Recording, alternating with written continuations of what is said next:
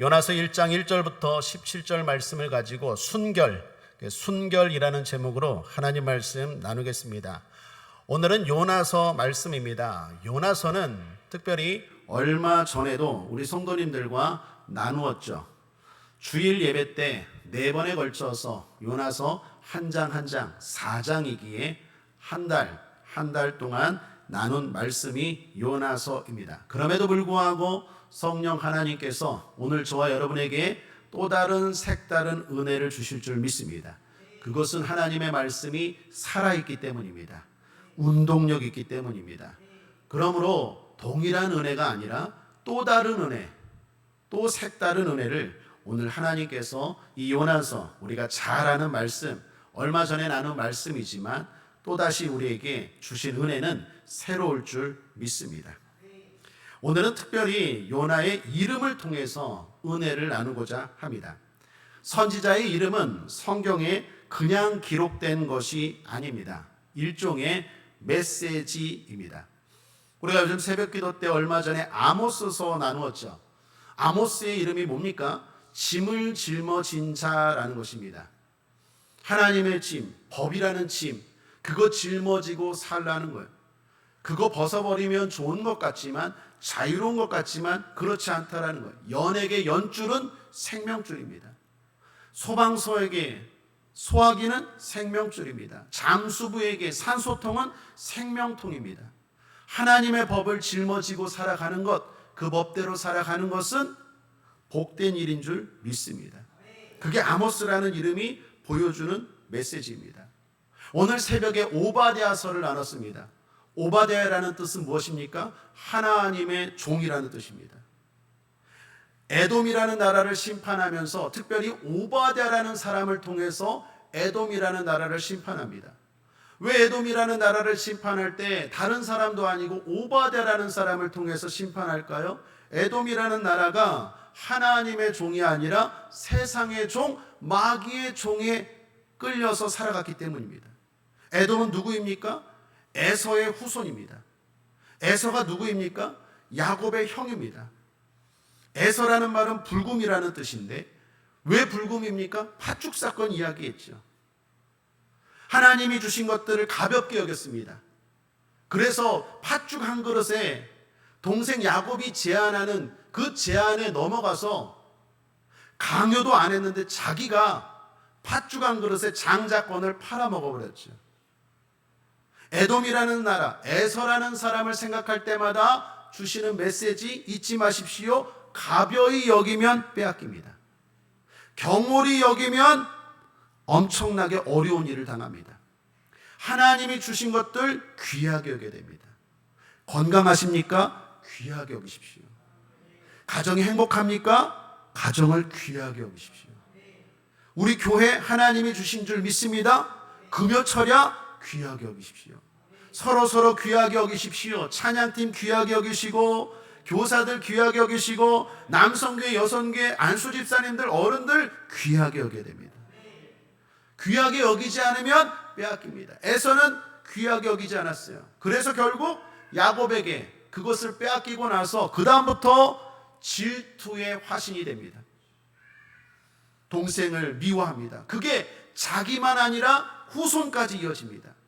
에베소서 4장 26절 27절에 보면 분을 내어도 살다 보면 화낼 수 있습니다. 그러나 성도는 품지 말아야 돼요.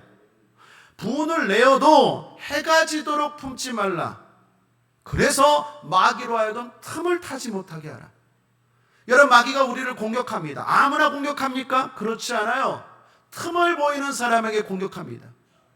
어떤 사람이 틈을 보이는 사람입니까? 분을 품고 있는 사람이 틈을 보이는 사람입니다. 제가 지금까지 축기 사역하면서 봤던 공통점이 있습니다. 왜 이 사람에게 악귀가 역사할까? 왜 이 사람의 삶 가운데 귀신이 들어갔을까? 보면 분노가 있어요. 다른 모습은 상처예요. 부모에게 받은 상처, 형제에게 받은 상처, 가족에게 받은 상처, 그걸 계속 품다 보니까 어떻게 해요? 마귀가 역사하기 좋은 환경이에요. 사랑하는 여러분, 성경은 실제인 줄 믿습니다. 분을 품으면 마귀가 역사합니다. 그래서 정도의 차이는 있지만 공통점이 뭡니까? 지옥 같은 삶이 펼쳐집니다. 하루하루가 분노로 살아갑니다. 성공을 해도 분노로 성공하는 건 위험합니다. 내가 성공해서 너 갚아준다. 내가 너 꼭 갚아줄 거야. 이건 진정한 성공이 아닙니다. 불행한 성공입니다. 그런데 에서가 분을 품었어요. 후손까지 그 분노가 이어집니다. 그래서 결국에는 바벨론이 형제의 나라인 이스라엘을 공격할 때 형제를 돕는 게 아니라 오히려 바벨론을 도와서 이스라엘을 공격합니다. 그걸 하나님이 기억하시고 심판하는 내용이 오바댜서 1장입니다. 오바댜의 이름이 뭐라고요? 하나님의 종. 무슨 말입니까? 하나님의 종이 되라는 거예요. 하나님 앞에 나와서 하나님을 바라보고 우리의 상처, 우리의 쓴뿌리, 우리의 분노, 우리가 화나는 것 다 풀어버리라는 거예요. 사람과 상담하는 것 한계가 있습니다.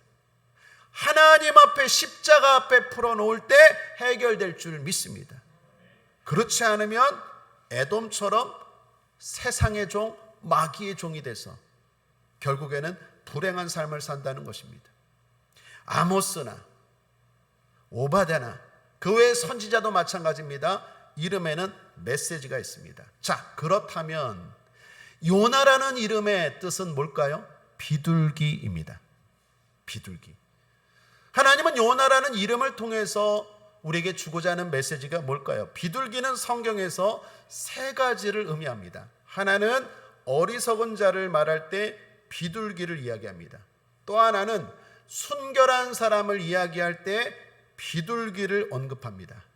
그리고 마지막으로 약함을 언급할 때 비둘기를 이야기합니다. 어리석음, 순결함, 약함. 이렇게 세 가지 의미를 통해서 오늘 1장을 한번 여러분들과 은혜 가운데 풀고 성령이 주시는 메시지를 붙들고 오늘도 변함없이 기도하는 이 밤 되기를 바랍니다. 먼저 어리석은 요나입니다.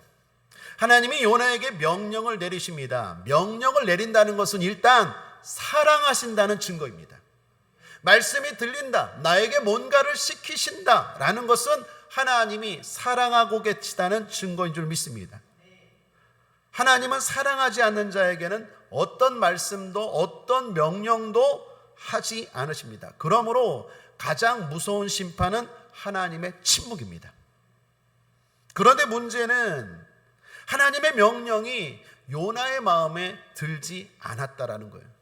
2절 말씀을 보시면 너는 일어나 저 큰 성읍 니느웨로 가서 그것을 쳐서 외치라. 그 악독이 내 앞에 상달하였음이니라 하시니라.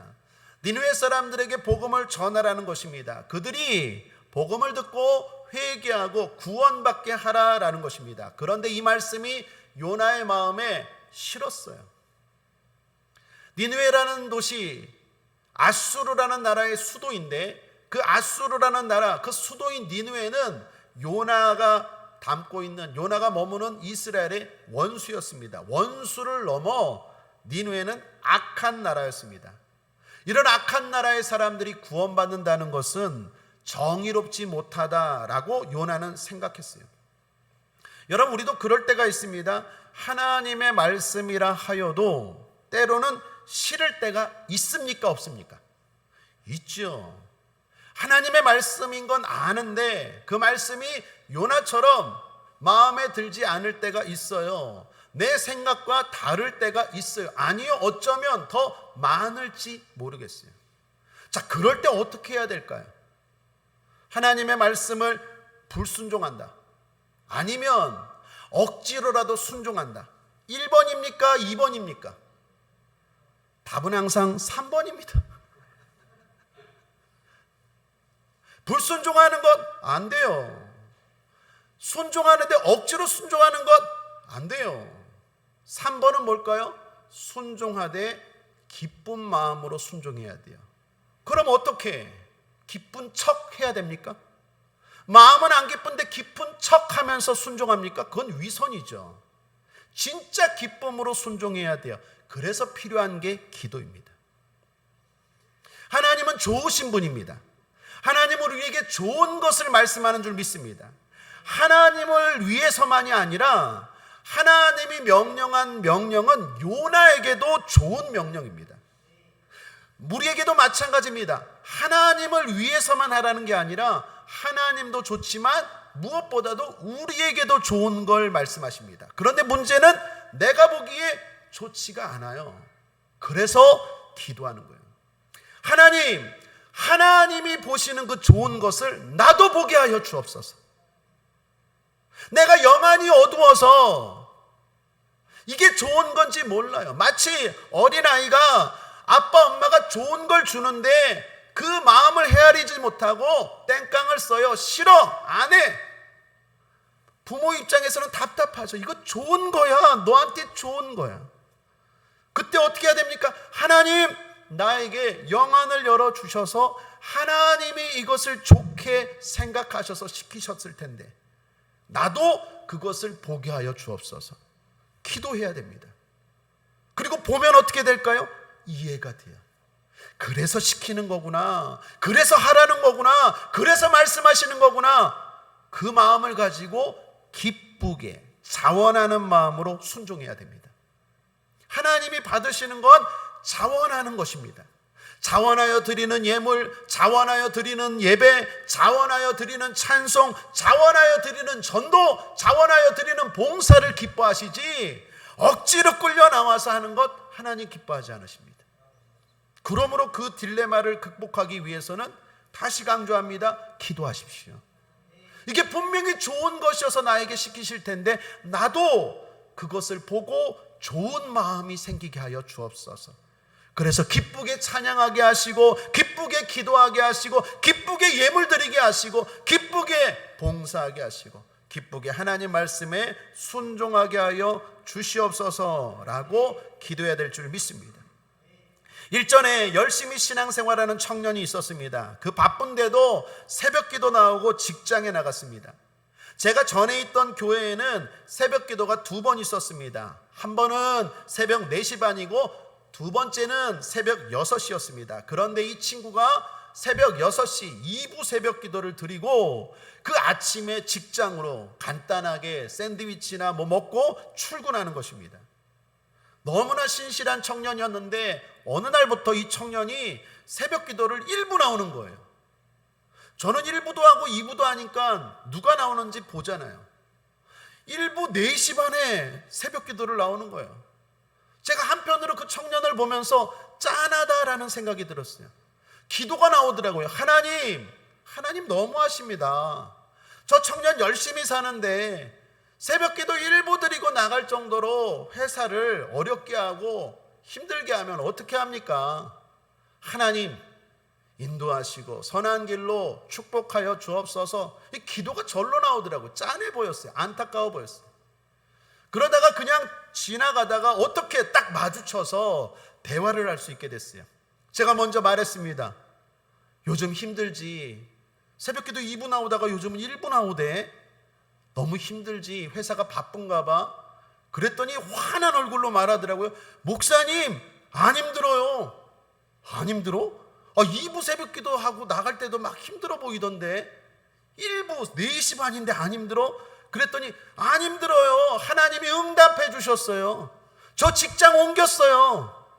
옮겨서 일찍 출근하는데 오전 근무만 한대요. 그리고 월급은 2배. 좋아요, 안 좋아요? 좋아요. 그러니까 새벽기도 1부를 즐겁게 하는 거예요. 오전 근무만 하고 오후에는 자유시간이래요. 그리고 봉급은 2배를 준대요. 이직을 했다는 거예요. 여러분, 저의 문제가 뭡니까? 겉만 보고 판단한 거예요. 아, 그렇게 깊은 뜻이 있었구나. 모르면 오해할 수 있어요. 하나님의 뜻도 마찬가지입니다. 사랑하는 여러분, 겉만 보지 마시고 하나님 말씀 속에 담겨있는 진리를 파악하면 이해가 되고 공감이 되고 기뻐할 수 있는 줄 믿습니다. 그러므로 하나님 말씀 앞에 늘 기쁘게 순종하는 저와 여러분 되기를 주님의 이름으로 축복합니다. 그러나 요나는 3번이 아니라 1번을 택했죠. 1번은 불순종입니다. 도망칩니다. 다시스로 도망갑니다. 3절을 보시면 그러나 요나가 여호와의 낯을 피하려고 일어나 다시스로 도망하려 하여 욥바로 내려갔더니 마침 다시스로 가는 배를 만난지라 여호와의 낯을 피하여 함께 다시스로 가려고 선가를 주고 배에 올랐더라. 여기 여호와의 낯을 피하려고 라는 말이 있습니다. 이 말은 가나안 지경을 벗어나려 했다라는 뜻입니다. 당시 사람들의 생각에는 이런 생각이 있었어요. 하나님은 다 지켜보고 계신다. 그런데 가나안 땅만, 이스라엘 땅만, 그러니까 이스라엘 땅 벗어나면 우리말로 출국하면 비행기 타고 해외 나가면 하나님의 눈에서 벗어날 거다라고 생각한 거예요. 여러분 이거 어리석습니까? 어리석지 않습니까? 어리석죠. 어리석은 요나입니다. 더욱이 5절에 보면 배에 타서 배 밑에 들어가서 잠까지 잤대요. 왜요? 숨으려고. 여러분 숨는다고 숨겨집니까? 배 밑에 들어가면 하나님이 모르실까요? 요나를 보면 참 어리석어요. 하나님을 피할 수 있습니까? 하나님 앞에 숨을 수 있습니까? 어리석은 요나입니다. 뿐만 아니라 그렇게 도망치는데 모든 일이 순적하게 풀려요. 3절 말씀을 다시 보시면 마침이라는 단어가 나오죠. 당시에는 예매라는 시스템이 없습니다. 즉 항구에 가도 배가 있을지 없을지 모르는 시대예요. 내가 지금 다시스로 가려고 하는데 항구에 다시스로 가는 배가 있습니까? 라고 전화할 수도 없고 그런 예약 시스템이 돼 있는 것도 아니에요. 무작정 그냥 하나님의 말씀이 싫어서 배 타려고 항구에 갔는데 배가 있네? 더욱이 그 배가 어디로 갑니까? 다시스로 가요. 하나님이 명령한 니느웨와 반대 방향으로 멀리 도망가게 합니다. 하나님의 뜻대로 살지 않는데 모든 일이 순적하네요. 여러분 이게 축복입니까? 불행입니까? 불행이에요. 하나님의 뜻을 어기면서 생기는 순적함은 축복이 아니에요. 이 배는 나중에 뭘 만납니까? 폭풍을 만나요. 이 배로 말미암아 요나는 물속에 빠져요. 큰 물고기 아니면 죽을 뻔해요. 여러분 성경을 보면 그리고 제가 목회 20년을 넘게 하면서 성도들을 보면요. 신앙생활 잘하다가 때로는 하나님의 말씀이 싫어서 반대 방향으로 세상으로 나아갈 때가 있어요. 그런 마음이 들 때가 있어요. 근데 그때 특징이 뭔지 아십니까? 처음에는 순적해요. 자유다. 이렇게 행복한 걸 내가 왜 그렇게 매여서 살았나? 내가 왜 그렇게 참고 살았나? 내가 바보지. 이렇게 다 벗어버리니까 이렇게 자유롭고 편한데 여러분 진짜 그게 평안이고 축복입니까? 아니요. 하나님을 떠난 순적함은 축복이 아니에요. 욥기 20장 5절에 보면 악인의 이기는 자랑도 잠시요 사곡한 자의 즐거움도 잠깐이니라. 잠시요 잠깐입니다. 하나님을 떠난 순적함은 잠시요 잠깐이에요. 그거 풍랑 기다리고 있어요. 그거 낭떠러지로 가는 배예요. 그 배가 잘 간다고 잘 산다고 착각하면 오산이에요. 예수를 안 믿는데도 모든 일이 잘 되고 있습니까? 그거 잘 되고 있다고 생각하면 어리석은 거예요. 그 잠깐이에요. 그 몇 년이에요. 몇십 년이에요. 몇십 년 잘 되고 영원한 지옥이 기다리고 있어요. 여러분 그렇게 살겠습니까? 그런데 항상 하나님을 떠나면 초반에는 그렇다는 거예요. 그래서 착각하게 돼요. 아마 요나도 그랬을 거예요. 배가 있네? 뭐가 이렇게 일이 잘 풀려? 기도도 안 했는데 말씀대로 살지도 않았는데 일이 척척척 잘 풀리네? 착각입니다. 요나를 보면 참 어리석어요. 하나님의 선한 뜻을 모르는 어리석음이 있습니다. 하나님을 피해 도망할 수 있다라는 착각, 어리석음이 있어요. 하나님을 떠난 순적함이 축복이라고 생각하는 어리석은 요나예요. 둘째로 그래도 순결한 요나입니다. 자, 한번 따라하겠습니다. 그래도 순결한 요나. 저는 순결 앞에 그래도를 붙였어요. 이게 포인트이기 때문이에요. 사실 요나를 책망하고 지적했지만 우리도 그럴 때가 있지 않습니까? 우리도 어리석을 때가 있지 않아요? 하나님의 말씀대로 살아야 되는데 그렇지 않고 반대 방향으로 가면서 또 그런 사람들의 잘됨을 보고 때로는 부러워하고 또 그게 잘 사는 것이라고 우리도 생각하고 착각할 때가 있지 않습니까? 그 요나는 거꾸로 하면 나요라 그랬잖아요. 이게 우리 모습 아니겠어요? 제가 강조하고 싶은 건 두 번째예요.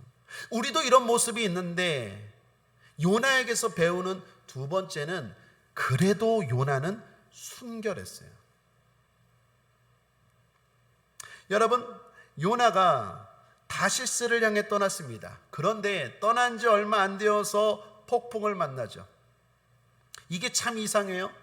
분명히 기상 상태가 좋을 것으로 알았어요. 폭풍은 그 당시 때 그때는 없어요. 여러분, 지금처럼 기상 관측 기계가 있는 건 아니지만 당시 뱃사람들도 오랫동안 경험을 통해서 지금 배가 떠나면 풍랑 안 만나, 지금 떠나면 안전하게 가라는 노하우가 있어요. 그래서 다시스로 떠났는데 이게 웬걸이요? 평소에는 없던 폭풍을 만나게 된 것입니다. 우리는 알고 있죠. 하나님이 일으키신 폭풍이라는 것을. 배를 탄 사람들이 당황하기 시작했습니다. 배가 전복될 수 있기 때문입니다. 그래서 그때 사람들이 말합니다. 각자가 믿는 신에게 기도하라. 배 밑에 있는 요나에게도 말합니다. 너도 믿고 있는 신이 있으면 큰일 났다. 배가 지금 뒤집혀질 것 같다. 기도하라. 그리고 배에 있는 짐들을 다 바다에 던져버립니다. 배를 가볍게 하기 위해서. 수단과 방법을 다 썼습니다. 그래도 안 되는 것 같아서 이거 누구에게 문제가 있는 것 같다. 제비를 뽑자. 제비를 뽑아서 신의 뜻을 물어보자. 그래서 그 사람을 어떻게 해야 되는지 처리하자. 제비를 뽑았는데 누가 걸렸습니까? 요나가 걸렸어요. 요나가 딱 걸려버렸어요. 사람들이 묻습니다. 너는 어느 민족이고 직업이 뭐고 어느 나라 사람이고 뭐하는 사람인데 도대체 이 재앙이 왜 너로부터 비롯되었느냐라고 묻습니다. 자, 그때입니다. 그때 묻는 사람들에게 요나는 속일 수 있을까요, 없을까요? 거짓말할 수 있을까요, 없을까요? 근데 요나가 말하는 걸 보십시오. 9절입니다. 그가 대답하되 나는 히브리 사람이요 바다와 육지를 지으신 하늘의 하나님 여호와를 경외하는 자로라 하고. 이게 어떻게 보면 뻔뻔하고 어떻게 보면 순결한 거예요. 나는 하늘의 하나님 여호와를 경외하는 자다. 바다와 육지를 지으신 하나님을 경외하는 자다. 비록 내가 말씀대로 순종하지 않고 도망하는 사람이지만 그래도 나는 하나님을 경외하는 사람이래요. 여러분 어떻습니까? 요나에게서 순수함, 순결함을 엿볼 수 있어요. 또한 요나는 이 재앙의 원인을 설명합니다. 내가 하나님 말씀에 불순종했다. 그래서 이런 일이 벌어진 것이다 라고 말합니다. 누가 지적한 것도 아니에요. 솔직하게 말하지 않아도 돼요. 그런데 요나는 어떻게 합니까? 스스로 말합니다. 이 재앙이 하나님이 일으킨 거야. 보이는 것만 보는 세상 사람들에게 보이지 않는 하나님을 소개합니다. 그리고 그 원인이 자기로부터 비롯되었다고 말합니다. 자기를 희생하면서까지 하나님을 드러냅니다. 요나의 이 모습을 주목하셔야 돼요. 어리석은 요나이지만 순결합니다. 순수해요. 결정적인 건요 12절입니다. 12절 함께 읽어보겠습니다. 시작. 그가 대답하되 나를 들어 바다에 던지라. 그리하면 바다가 너희를 위하여 잔잔하리라. 너희가 이 큰 폭풍을 만난 것이 나의 연고인 줄을 내가 아노라 하리니. 그가 대답하되 나를 들어 바다에 던지라. 여러분 요나는 죽음이 두렵지 않겠습니까? 죽음이 두렵지 않은 사람이 어디 있어요? 그런데 나 때문에 다 죽게 생겼어요. 요나는 그때 말합니다. 나로 말미암은 재앙이다. 하나님이 진노하신 거다. 내가 불순종해서 이렇게 일어난 거다. 솔직하게 말하면서 나를 던져라. 그러면 하나님 진노가 멈출 것이다.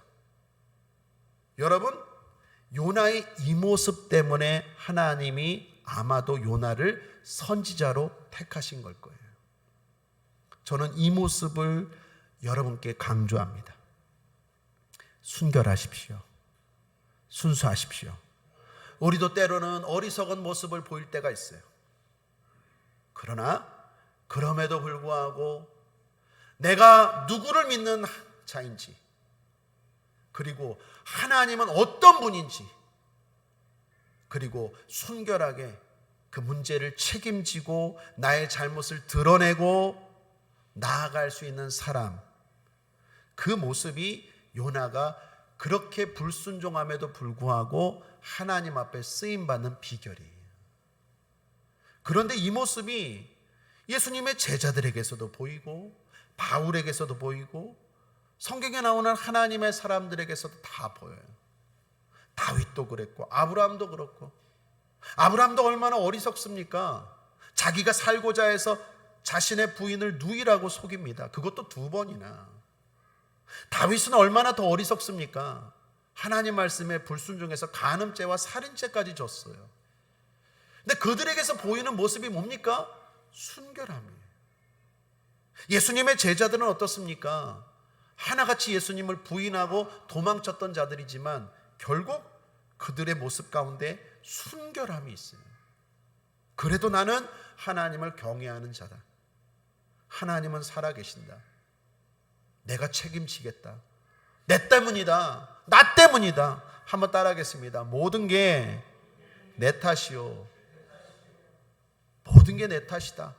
이 모습이 수많은 믿음의 사람들이 하나님 앞에 복받고 쓰임받는 비결인 줄 믿습니다. 그래서 그런 요나를 위해서 하나님이 큰 물고기를 예비하시죠.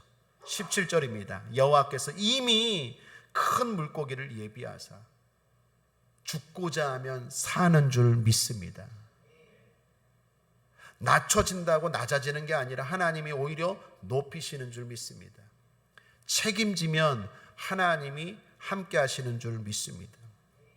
사랑하는 여러분, 우리에게도 이런 순결함이 있어야겠습니다. 주님 말씀하죠. 마태복음 10장 16절에 보라 내가 너희를 보냄이 양을 이리 가운데 보냄과 같도다. 그러므로 너희는 뱀같이 지혜롭고 비둘기같이 순결하라. 우리에게도 주님 말씀합니다. 비둘기처럼 순결하라. 세상은 이리 때와 같습니다. 뱀처럼 지혜로워하라. 이건 이해가 돼요. 그런데 비둘기처럼 순결하라? 이건 좀 이해가 안 돼요.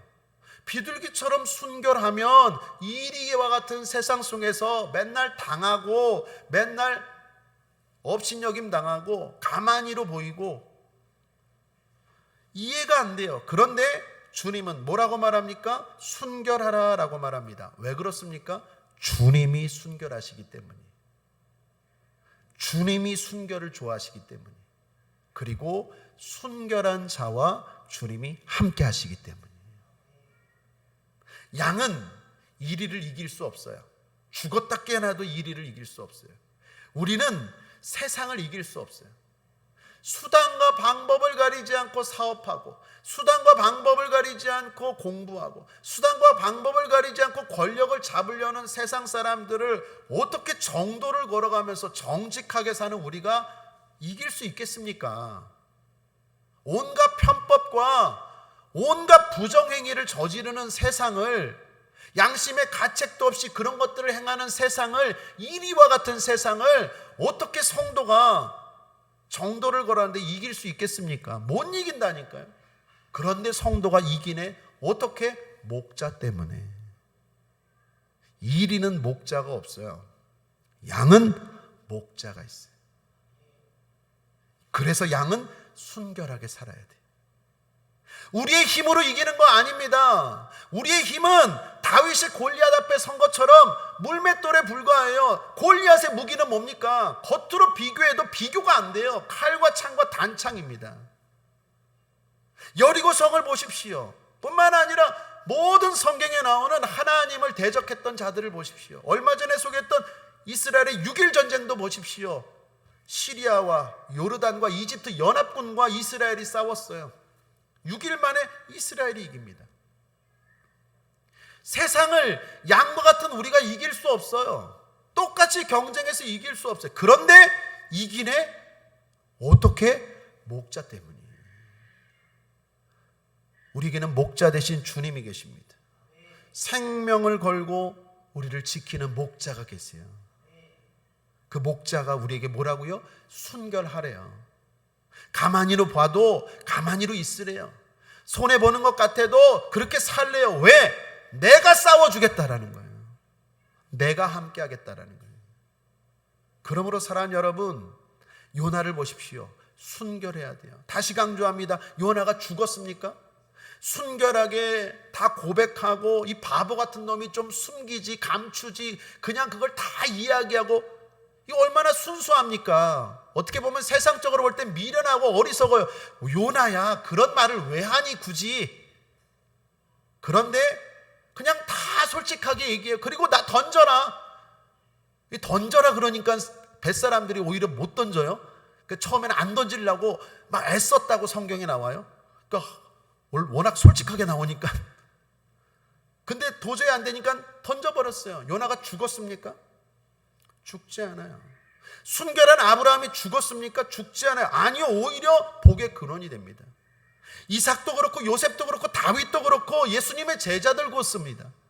순결하다 보니까 손해도 당하고 억울한 일도 많은데 결국 실패자가 됩니까? 아니요, 성공자가 됩니다. 그러므로 사랑하는 여러분, 속지 마시길 바랍니다. 마귀에게 속지 마시길 바랍니다. 그렇게 순결하게 살다가 그렇게 순수하게 살다가 너는 평생 당할 거야. 너는 평생 손해만 보고 너는 평생 좋은 일 없을 거야. 사탄아 물러갈지어다. 우리에게는 목자가 계세요. 내가 순결하게 살아갈 때 목자가 일하세요. 그러나 양일지라도 양이 설쳐되면 목자가 할 일이 없어요.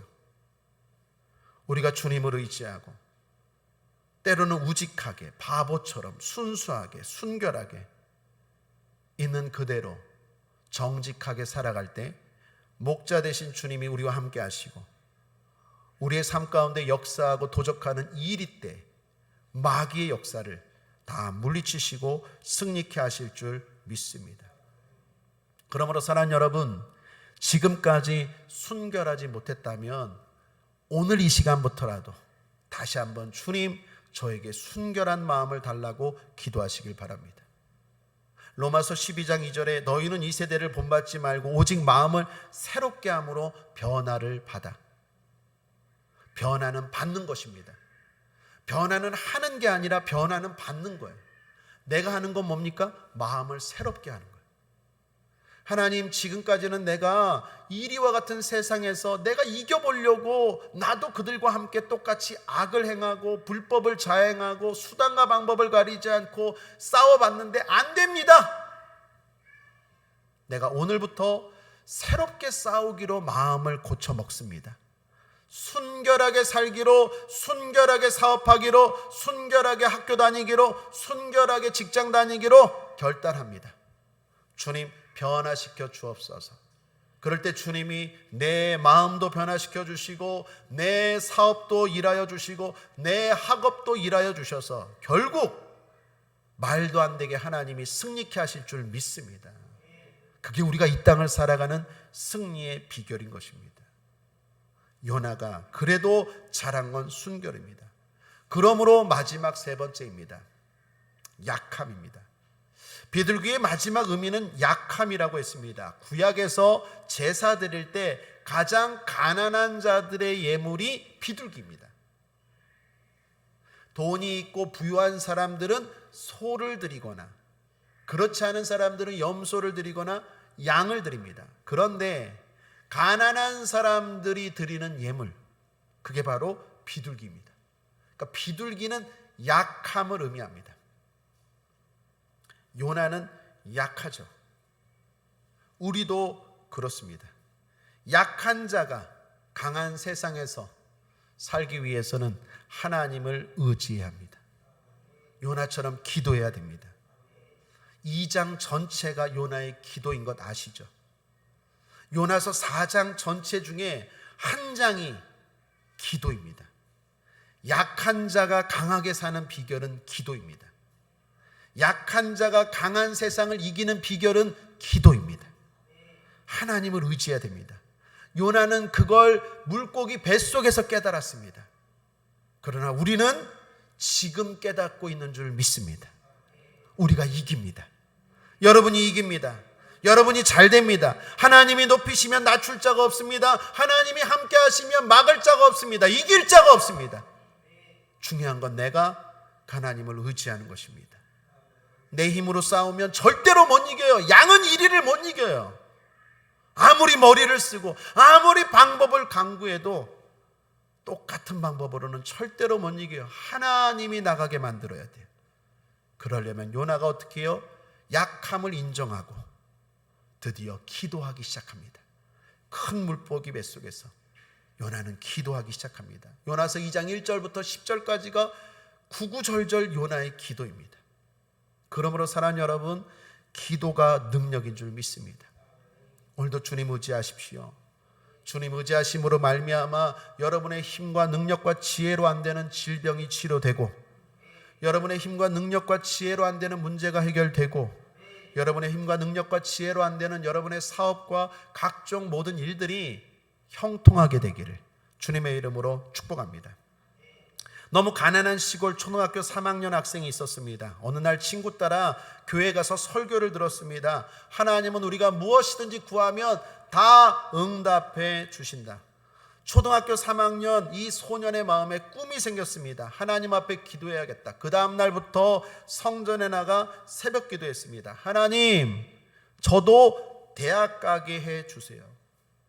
이 가난한 깡촌 시골에 있지만 나도 대학 가고 싶고 나도 부자 되고 싶어요. 기도했습니다. 비가 오나 눈이 오나 성전에 나가 기도했습니다. 그러기를 3년, 그는 소원대로 중고등학교를 졸업하고 대학을 가게 됩니다. 일본 유학을 마치고 한국에 돌아와 교수까지 되었어요. 어느 날 햇볕이 드는 2층 양옥집에서 누워있는데 가만 지나온 세월들을 생각해 보니까 하나님이 내 기도를 다 이루어 주신 거예요. 초등학교 3학년 때 하나님을 알게 되고 하나님은 기도하면 다 이루어 주셔 그 말씀을 액면 그대로 받아들여서 새벽에 제단을 깨우고 하나님 앞에 대학 가게 해주세요, 부자 되게 해주세요. 그리고 계속해서 기도했던 그 기도 제목들이 가만 좋은 집에서 누워서 생각해 보니까 다 이루어졌다라는 거예요. 그것도 풍성하게. 얼마나 감사한지 눈물이 나더래요. 누구 이야기일까요? 올해로 103세 되신 연세대학교 명예교수이신 김형석 교수님의 간증입니다. 사랑하는 여러분, 하나님은 우리의 기도를 다 들으십니다. 내가 잊은 것 같지만, 나는 잊었을지라도 지나온 시간 돌아보면 하나님이 다 이루어 주신 줄 믿습니다. 다람쥐와 도토리 이야기를 들었어요. 다람쥐가 똑똑하다고 합니다. 그래서 겨울을 대비해서 도토리를 여기저기다가 묻는데요. 겨울에 꺼내 먹으려고.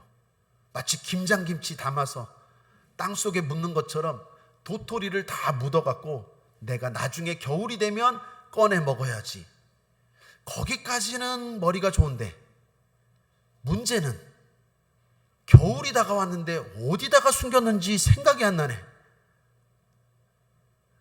10개를 숨겼으면 9개는 생각이 안 나고 1개만 생각이 난다는 거예요. 그러니까 10분의 1만.